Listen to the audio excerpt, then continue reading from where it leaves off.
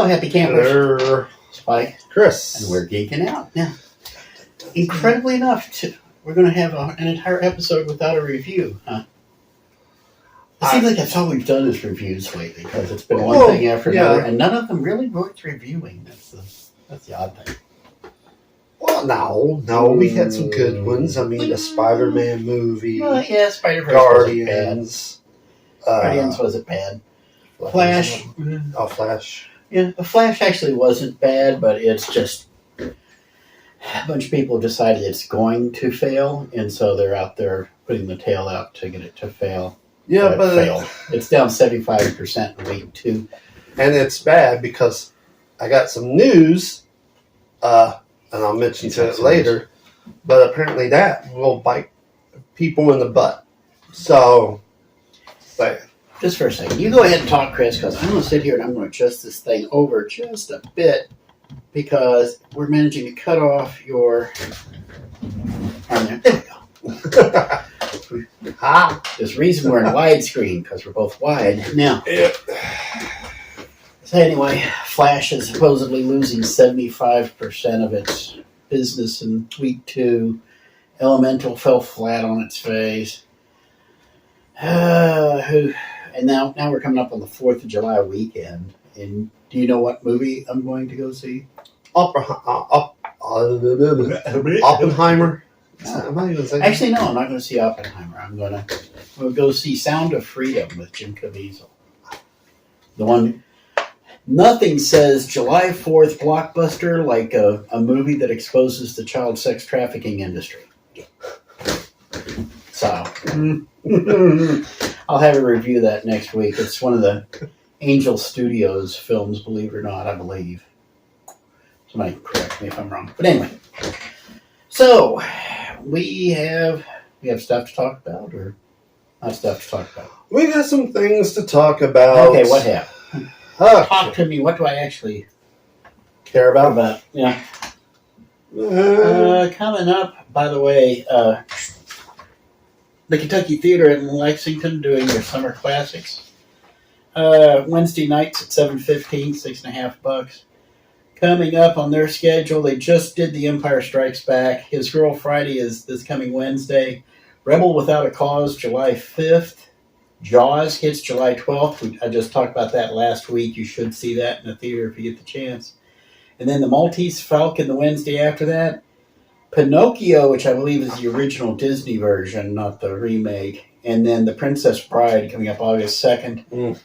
That would be. And then followed each week by Adam's Rib, Goodfellas, The Last Picture Show, Monty Python and the Holy Grail, and The Big Lebowski. So, if you're looking for something to do on a Wednesday night, there you go. You can do worse than that. Mm-hmm. So now that we've done our free plug, Chris, what's going on in this? All right. Stuff I actually care about, please. Well, I don't know if you care about it, but there's a lot of Disney news, honestly. Yeah. Apparently, we are getting for all the wrong reasons. Apparently, Apparently, we are getting a Toy Story 5 is on the way, as well as Inside Out 2. Okay, stop for a minute. Toy Story 5. My first instinct is, what are they going to do with Toy Story 5? Good question. Especially with this current crop of leadership they got right now, because nobody at Pixar seems to know what in the world they're doing. Nobody at Disney seems to know what they're doing. Nobody involved seems to know what they're doing. Pete Docter, bless his little heart, the guy, the fool who is in charge of Elemental doesn't know what he's doing, apparently. Because John Lasseter is gone. Way to go, Disney. Hey, at least you signaled your virtues right. But take all that.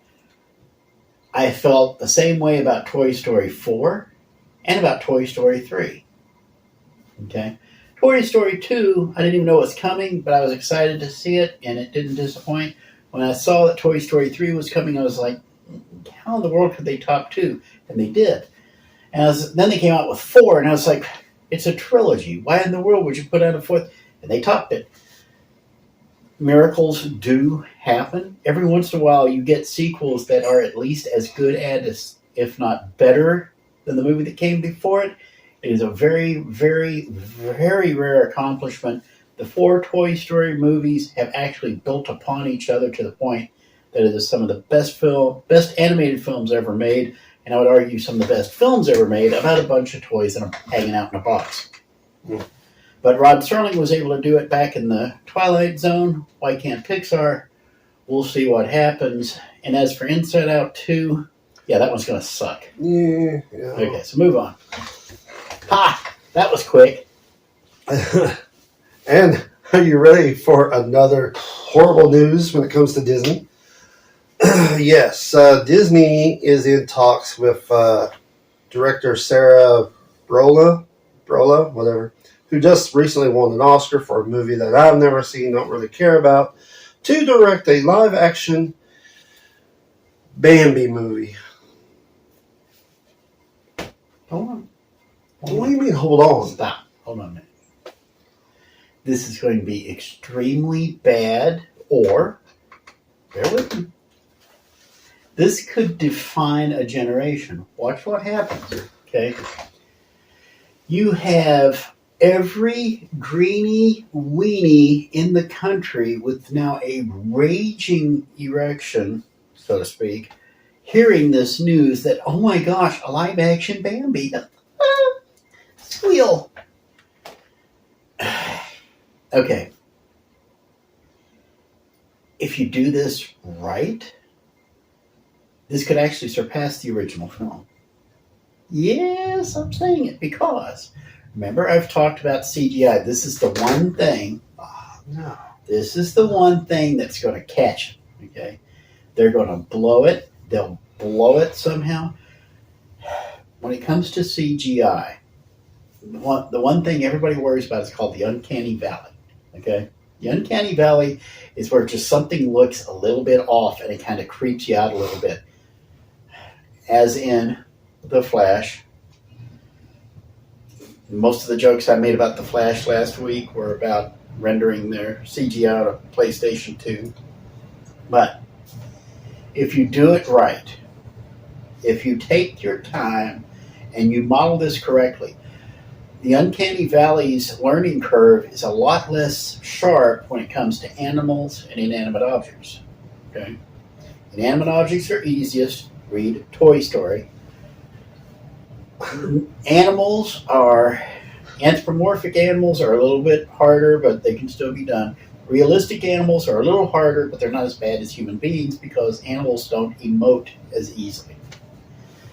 So, it is entirely possible to take the movie Bambi, Felix Slater's original story, I believe. So, I think it was Felix.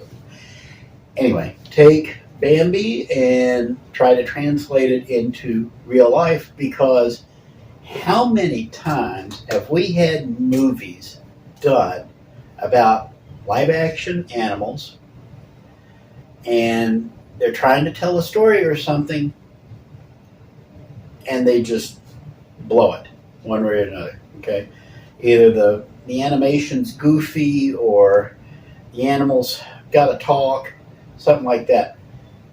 Here's how you tell the story of Bambi. Okay? And this is a challenge, and I know they'll never do it because there's like 10 people in the entire country who catch our podcasts. But if you're going to do Bambi, and you can do it CGI, challenge yourself to do it without dialogue. Do the entire thing like an old school World of Disney nature documentary, but tell it in that style. Not quite where you got Jim Fowler out for Wild Kingdom, but you can tell the entire story without a word of dialogue. That would make it worthwhile. Otherwise, it's gonna suck copious amounts. I can't believe that you're actually trying to make this sound like it's possibly could be good, when we know for a fact that Disney's live-action movies suck. Chris. And hold on. There has only been a couple. I mean, Jon Favreau's Jungle Book was good. I will have to say, a movie that is very that does not get enough attention, but their Dumbo movie, I actually thought was pretty well, decently done. But everything else, we don't need. If they was going to do what you just said, they should have done that with The Lion King. Yes, I agree. But they didn't. I absolutely agree. The other thing too is Bambi is not a musical yet. If you hear of a single singer being cast for this movie, all bets are off. You know what? But the other thing too, I'm trying to do my good deed of the day and show I can be positive and maintain some semblance of hope. Although, honestly, I'm just whizzing in the wind here because I know it's going to suck. It's going to suck the chrome off a trailer hitch. This is the kind of thing that can suck the will out of an O. Okay, it's beyond the pale. It's idiotic, and let's also not forget, never, ever, never, never, ever, never, ever, ever, never, ever give Disney the benefit of the doubt again. Wait for it. Never. Disney is death. Disney is cinematic death. It's dying. Congratulations. Now hold on. Let's go back.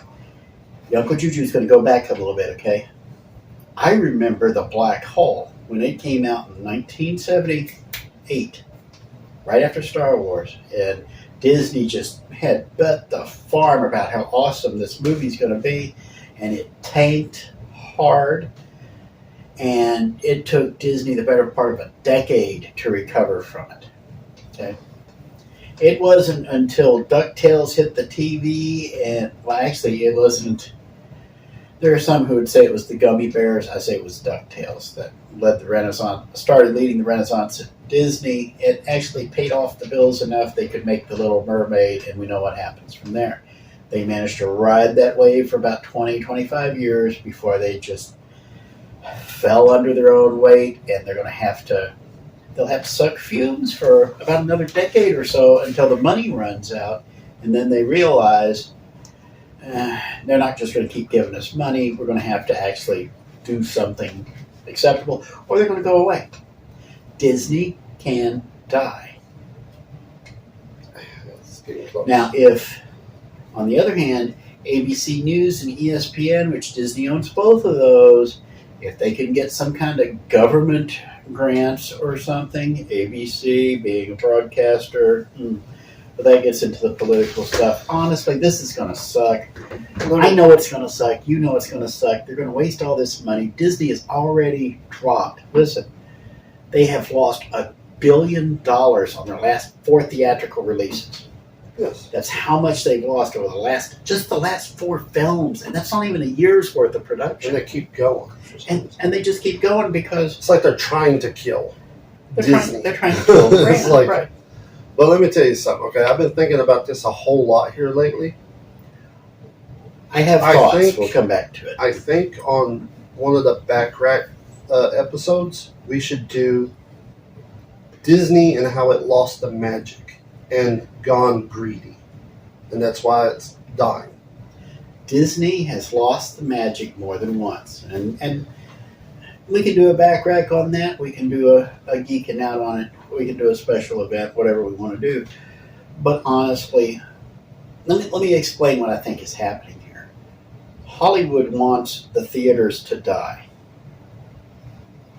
Because, yes, because... No, I mean, I know what you're saying. It's just you know what I'm saying? It can't happen. Cannot happen. It should not happen. Should not happen. They're going to try anyway. To be honest, Hunter Biden shouldn't be running around with Attorney General Merrick Garland with his old man and the Prime Minister of India, for crying out loud, this past Thursday. But it happened. These things happen. Unconceivable. The Hollywood studios are so myopic and stupid and ignorant. They are so full of MBAs, Masters of Business Administration. I tell you, MBAs are evil. Okay, they are the big evil that just haunts the Western world. The sooner you kill all the MBAs, the better it will be. That is a joke, haha. But I don't mean that. Now,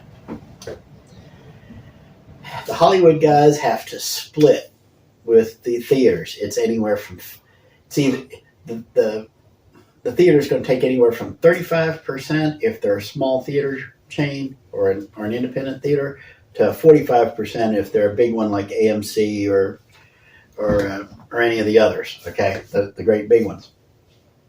They don't want to share that money. They want it all to themselves. We saw this crap happen before, not too long ago. And Chris, how many times has your brother managed to call things before they happen? You have like a guesstimate maybe of just how many times I've called things before it happens? You can't count that high. But when I called it on streaming, I said these studios are so stupid that they all want that sweet Netflix money and they don't want to share. So they're going to start their own stupid streaming services and they're going to run themselves into the red, and they're just going to make everything so difficult that everybody's going to switch back to piracy, and then all these things are just going to fall apart again, and then they're going to get 100% of nothing.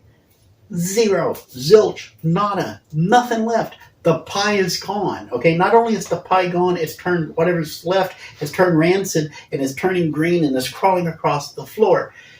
You idiots have done this before. This is your brilliant scheme to finally kill off all the theatrical companies, so that all the theaters, so that way you can keep all the money for yourself again, because you think your crap is so non-stinky that people are just going to give you all their money to entertain them, and you're full of stupid. I'll get back off the soapbox that you have it. Don't be stupid.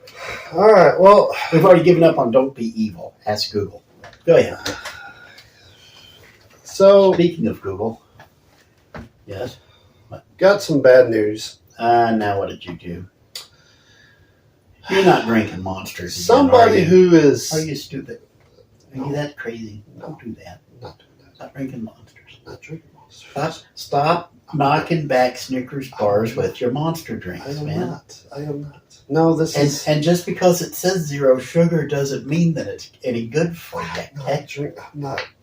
Anyways, Diet low energy Monster. That's what I'm for people like us who are really into like movies and classic film and stuff like that, we sadly gotten some really bad news. Turner Classic Movies CEO David Zaslav is doing layoffs of Turner Classic Movies and says that there will be incredibly changes for the future films, which also means losing a bunch of classic films and other movies that might actually redeem classic. Now, this is getting Hollywood in an outrage, especially people who love making movies. We got people speaking about this like Steven Spielberg. We got Martin Scorsese. Well, I'm having a big upset. Yes. Paul Thomas Anderson, all of them, they're really speaking out about this and saying that this is destroying something that has been held with, like, I mean, if you're a movie lover, you love these. You always talk about movies that we have seen, like Maltese Falcon and all these other classics. We're like, this is bad. What? Okay. I know. Okay. Just saying. Understand. I've been a Turner Classic Movies fan since pretty much the day it hit the cable lineups. Love TCM. TCM is a cinephile's wet dream, honestly, because not only do you get these great classic films from the Warner Brothers library and the MGM library, and you get a bunch of them from the 20th Century Fox library too, and you get all this stuff, and you find all these odd little gems that nobody knew about, and these little short subjects and stuff, and they even play classic cartoons sometimes, and they're all carefully curated. They have hosts who explain the situation and everything like that. It's a cinephile's wet dream. The Criterion Collection, honestly, is a poor man's Turner Classic Movie. Ted Turner started this on purpose because Ted Turner knows something that David Zaslav does not. Actually, I take it back. Zaslav knows it, but he ain't going to come out and admit it. Not yet, anyway. What Ted Turner did, he went out and he bought himself. Ted Turner took and honestly, here's your back rack video, Chris, the story of Ted Turner's broadcasting empire. Ted Turner inherited basically an outdoor billboard advertising company from his old man when he kicked. And along with that came this podunk little Channel 17 based out of the Peachtree neighborhood of Atlanta, Georgia. Okay, that was when the first satellites went up and home box office started taking off. HBO was the first pay movie TV that went nationwide. Turner sees HBO and he's like, hey, we could do that. He takes this, I believe it's WCBG, I think was the original call letters, and he puts it on the satellite and just makes it freely available. So all these cable companies that are just starting up so they can rebroadcast their local channels, all of a sudden they're seeing, hey, we've got HBO, which we can charge for, and here's a superstation. They're calling it Superstation out of Atlanta.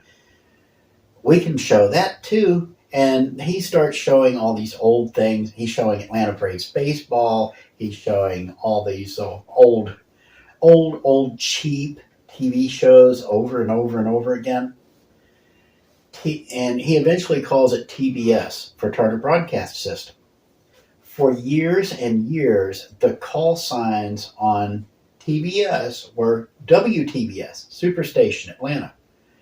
It was called the Superstation right up to not too long ago, as a matter of fact, but it was called WTBS right up to about the turn of the millennium. What happened is when that got big, Turner started making money hand over fist. He starts doing things like CNN. He becomes a huge believer in cable. So he starts CNN to show that, hey, we can do news too on cable, but it's just news 24 hours a day, 7 days a week. Does all this stuff, comes up to Turner Network Television, all these other things. Right around the same time, he starts Cartoon Network. He starts Turner Classic Movies. Cartoon Network was supposed to show all the Warner Brothers cartoons and MGM cartoons and all these other cartoons because everybody thought cartoons were worthless. Well, he owns them all now, and so he's got to have somewhere. If they're just sitting around, he's not going to make any money off of it. He starts an entire Cartoon Network, and it's nothing but cartoons, and he owns all the cartoons, so he doesn't have to pay anybody dick for it, okay? And then he has to collect all that, not just all that sweet advertising revenue, but cable companies are now paying Turner for the right to carry TBS, TNT, Cartoon Network, CNN. He's actually making more money hand over fist, and that's when he starts generating cartoons, which gives you all the original stuff that came on Cartoon Network. We're going to wind up making a back rack out of this anyway. Turner Classic Movies was for all the non-cartoon stuff, all the old movies. Remember, I don't know if you remember this, back in the 80s, Ted Turner got into a lot of trouble because he was taking old movies like Casablanca, Gone with the Wind, and all these classical black and white movies, and he was colorizing them. And he was showing them on TBS and TNT because who wants to see black and white anymore? Everybody loves blazing color. And it looked like some demented idiot with just an entire pot full of paint, drank the paint and then sneezed all over the print. That's what the colorizing looked like. Yeah. So in order to get people to settle down, he started Turner Classic Movies and had one rule: no colorized movies. Well, colorized movies went to TBS and TNT, but if you just had to see it in black and white, you can see it over here. And Turner Classic Movies exploded. He owns hundreds of thousands of hours of content, and it doesn't cost him a penny more, and now he's making even more money hand over fist. That's what Turner Classic Movies was about. There's a point. Getting back to modern day.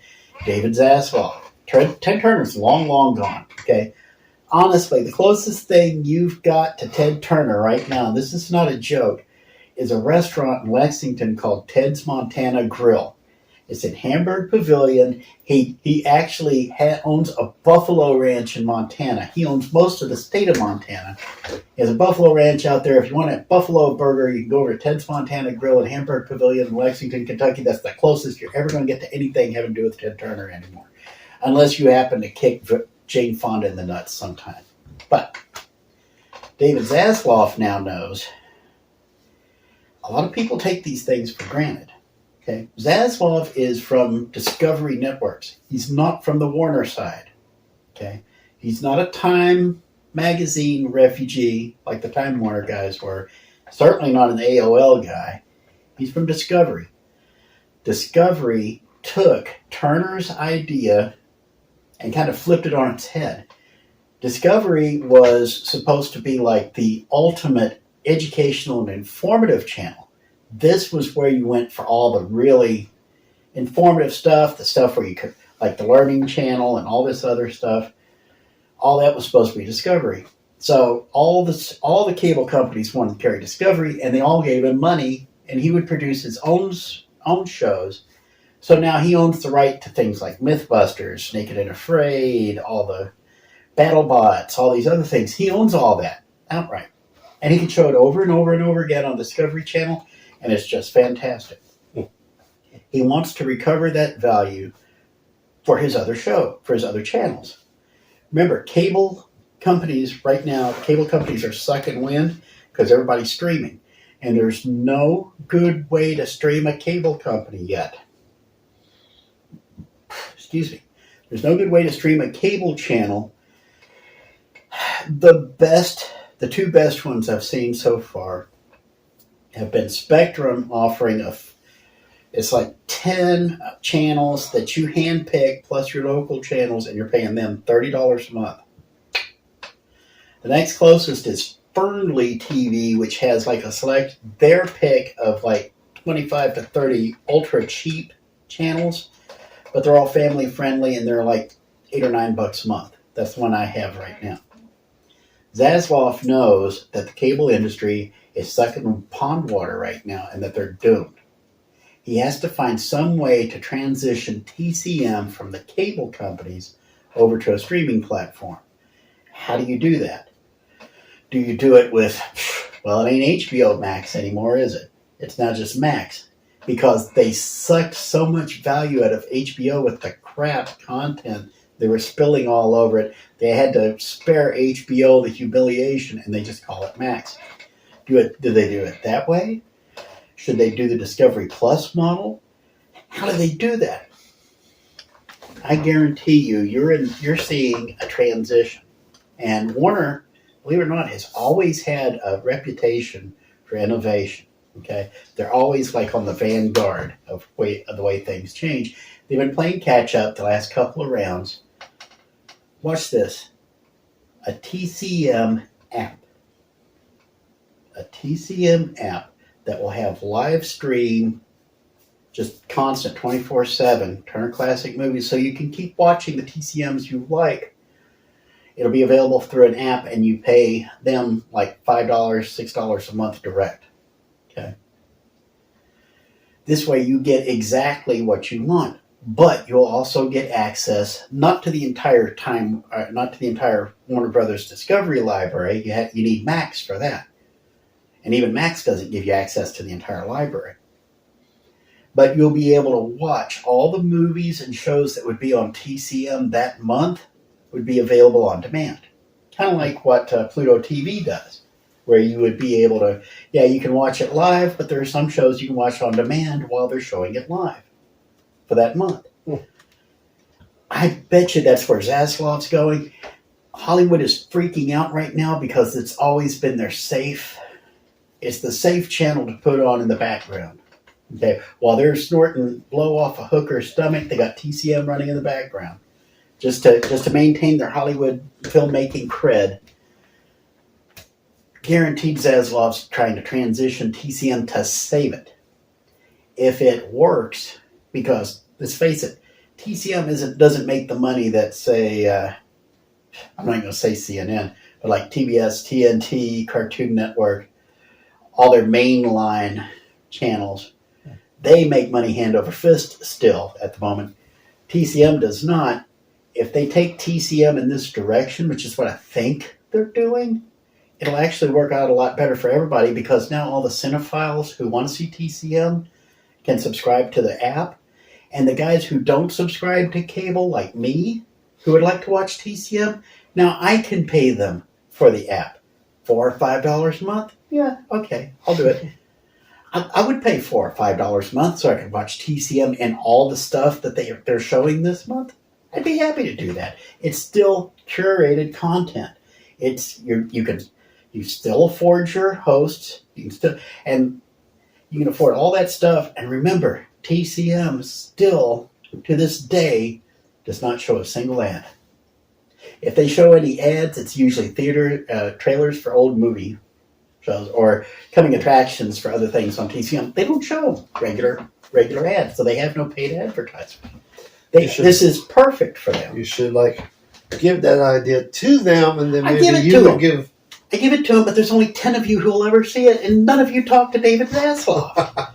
For crying out loud, get the word out there. I need to do a chore of duty because, believe it or not, we've been doing this. We just wrapped 5 years doing Geekin Out.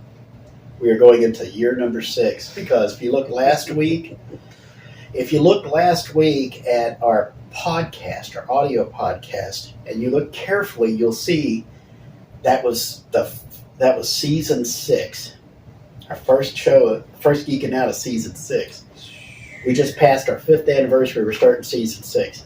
I need to do a chore of duty about how you guys need to start looking out for one another and talking to one another. We need to get the word out. But that's not right now. We'll do that later. We're already 32 minutes into this, and Chris has covered exactly 2 things. So let's knock this out because my butt's getting sore. My butt's falling asleep. Which is odd because I'm in the cushion seat. Ain't that a shame? And you can look at these things. You can tell I got cushioning down there. That's my butt is the one thing that doesn't have cushioning. I'm sorry that you had to see that. I'm sorry. Yeah, we just R-rated in a hurry, didn't we? Now, is that R rating or is that a PG-13? I think that's a PG-13. Okay. R ratings if you just don't do that. Don't. No, nobody needs to see that. Nobody needs to see that abnormal stuff. Anyway. So Kevin Smith has been talking to some people in the background. Wait a minute. In related news, Kevin Smith is still alive? You're the Kevin Smith fan, right? Not me. But he's been talking to some people and talked to people behind the Flash movie and all that stuff.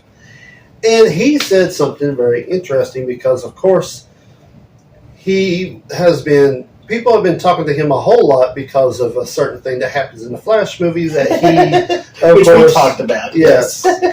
And Kevin Smith made his bones on for a long time, yeah. So the robot spider that wound up in Wild Wild West, they did a reference to it, yeah. Because it was originally supposed to, I know I'm spoiling your story, but that robot spider that was in the Wild Wild West movie that Will Smith made back in the day that the beloved wife still wants a refund for, Will. That was originally supposed to have been in the Superman movie, and the director on that Superman movie, yeah. And it wound up in Wild Wild West instead because I believe the producer threw Kevin Smith off, and then the producer lost the rights to the Superman project, and he's like, well, I want a giant spider somewhere, and he put it in the Wild West.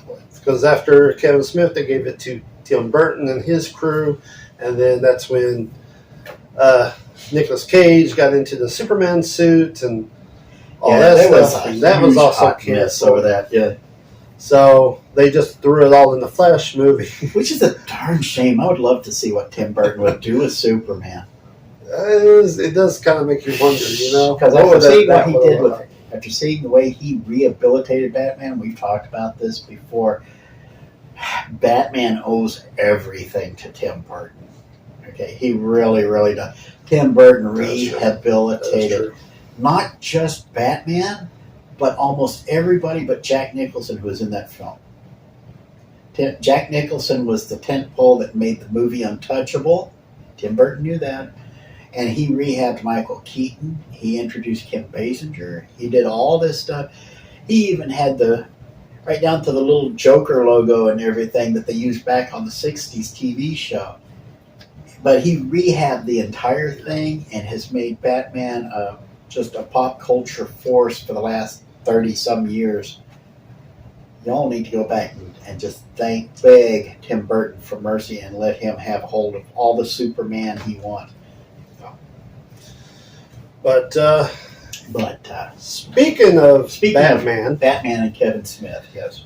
Kevin Smith has reportedly said, sadly, due to the fact that the Flash movie did not do so well at the box office and isn't doing so well, apparently there was talk that they were going to do a Batman Beyond movie where old man Batman would be Michael Keaton, but they was only going to do it if the Flash movie did well.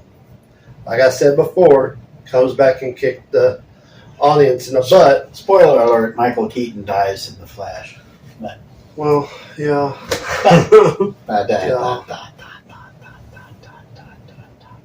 In that version, at least, I guess. Look, stop. Let's be real for a minute. Let's get real. When you're really ready to get real. When you're really ready to get real, okay? If Tim Burton told Warner Brothers he wanted to do a Batman Beyond movie, it would done. It'd be done. It would already be in production. It would already be in production. They would find the money from somewhere. They would cancel any I would give them money. I'd be like, here's whatever I have. Honestly, they could crowdfund that, which Zaslav should consider. Actually, that would be... Put that package together, people would give you money hand over fist to get a piece of Tim Burton directing Batman Beyond. Especially with Michael Keaton as old man Bruce Wayne. Okay. Oh. Okay. Well, that's not going to happen. But still, that would have been awesome. You know who was Batman in the Christopher Nolan films? I can't remember. Christian Bale? Yes. Make him your old man Bruce Wayne. He has the gravitas to do it. He could do it. If Michael Keaton is unwilling. Now, if you can get Michael Keaton, get Michael Keaton. If you can't, Christian Bale would be a good one. He was so impressive as Batman, I can't remember his name. So, but yes, Zaslav is looking for new and innovative ways to do things. Like I said with TCM, and what was that, a 15-minute rant on that one? But it would have been why not crowd fund a Batman Beyond film, Warner Brothers? Because guess what? Here's the hilarious part. Mystery Science Theater figured this out. Okay, Angel Studios figured this out. There's a bunch of people who figured this out. Ethan Van Sciver figured it out. Eric July figured it out. You can crowdfund things, and people will give you money, and as long as they get a copy of the result, that's all they're going to want. They don't want actual equity in the film. They're not investors. They're just preloading customers. They're customers putting down a deposit so they can get the thing in the future. So Warner doesn't even have to give up any equity in a Batman Beyond project to crowdfund it. You would just give them, like we already have movie cash out there. You would give them a free ticket to go see the film when it theatrically releases. I was about to say magically delicious, and I don't know why. Wow. I'm throwing these ideas out left and right, guys. And again, Christopher, how many times do I get it right? How many times have I called a shot and it happens? Yes, we know. Mind taking, okay? Well, anyway, there's something that needs a live action remake. A live action CGI remake of Harvey Birdman, Attorney at Law. I wouldn't pay a dime for it because I saw the 2-hour movie they did not that long ago and it sucked. But then again, I always like the first season over the others. But what do I know? Of course, it took 10 years to be the first season. But what do I know? I'm not in Hollywood. Yes, Chris, what happened? One of our favorite people, Bruce Campbell, has turned 65. Wow. And he is sadly retiring. You're old. Do you know that? Huh? Bruce Campbell's not going to retire. That's what he said. Bruce Campbell's always tired. Bruce Campbell is always tired. He can't retire if he's always tired. You know what made me feel good? You know what made me feel good? The fact that Bruce Campbell is now the fry cook at Romero's downtown. Don't joke like that. Don't you joke like that. Do not joke like that. That was Happy birthday, Chris. Anyways, don't you joke like that. That's bad. Anyways, I found out how old Julia Roberts is, and it kind of made me feel good because now I know she's only like 14 years older than me. And I'm like, she's 70? He just steps right into it. What am I supposed to do? Okay. I'm not a saint. Let's just move on then. I'm not a saint. Besides, Bruce Campbell doesn't know how to operate a fryer. You'd be the busboy. You'd be the door grader.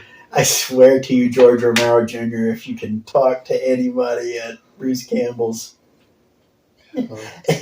just in the area code, just to have Bruce Campbell show up sometime when Chris is down there and just walk up and say, "Excuse me, sir," and he's like, "Go away, man! Can't you see I'm drinking?" And just let me know so I can be there with the video camera and show him what happened afterwards. That is going to be comedy gold right there.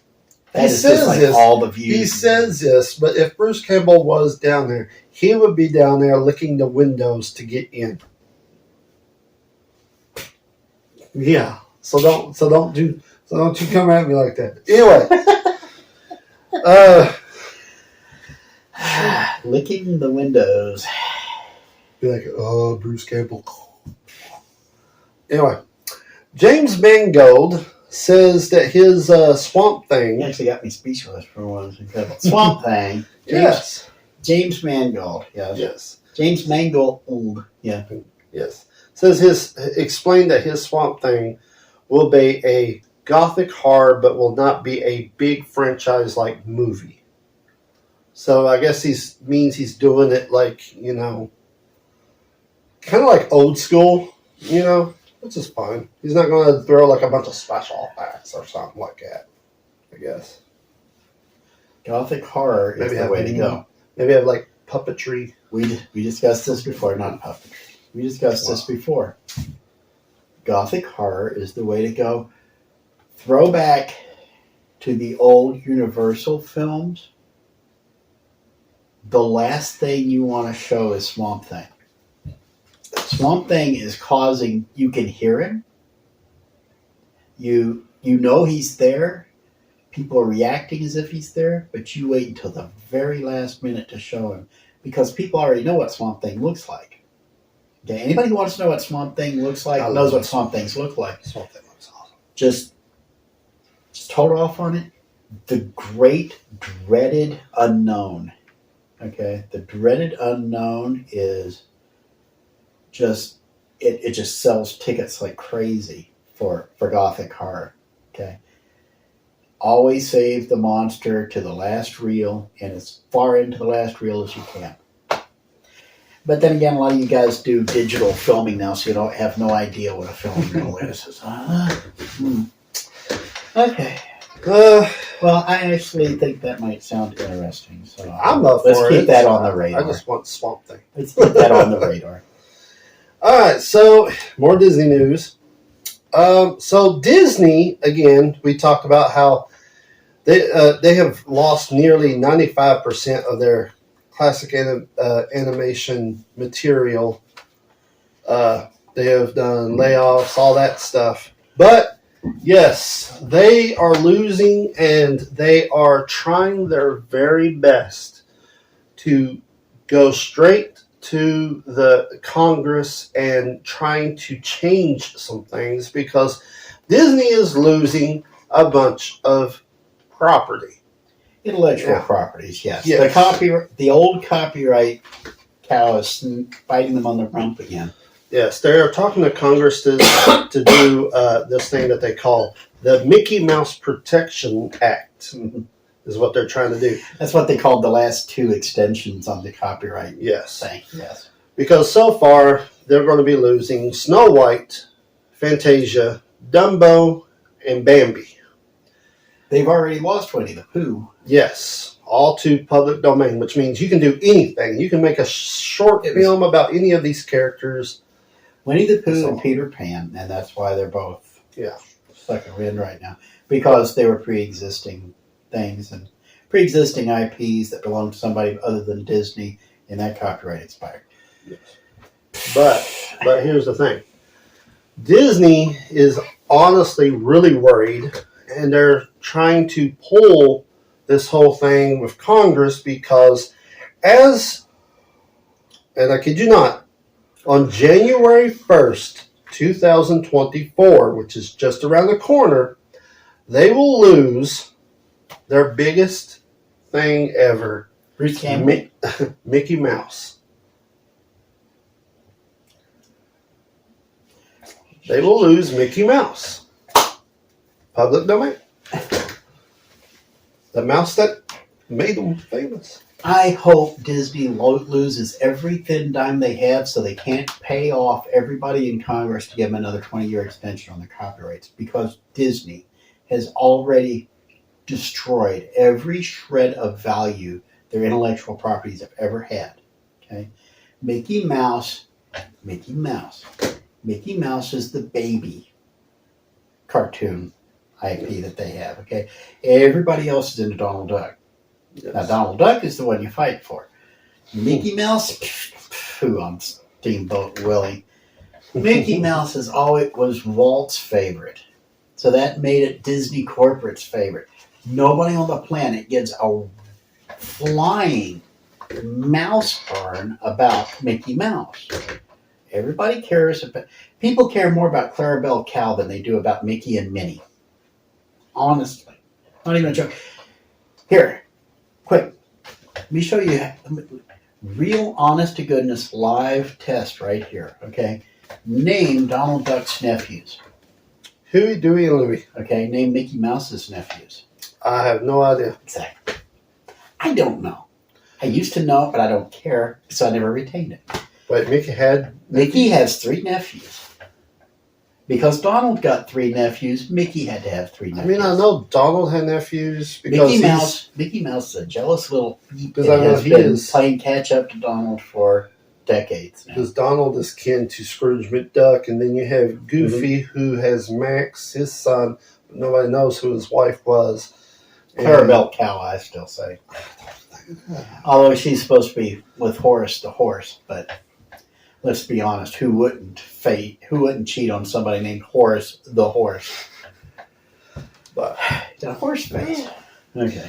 So Disney needs to step up their stuff. I got one more. You got one more. Good. I got one more. We're 50 minutes into this episode already. All right. Let's see if I can get this. We just ramble on and on. Okay.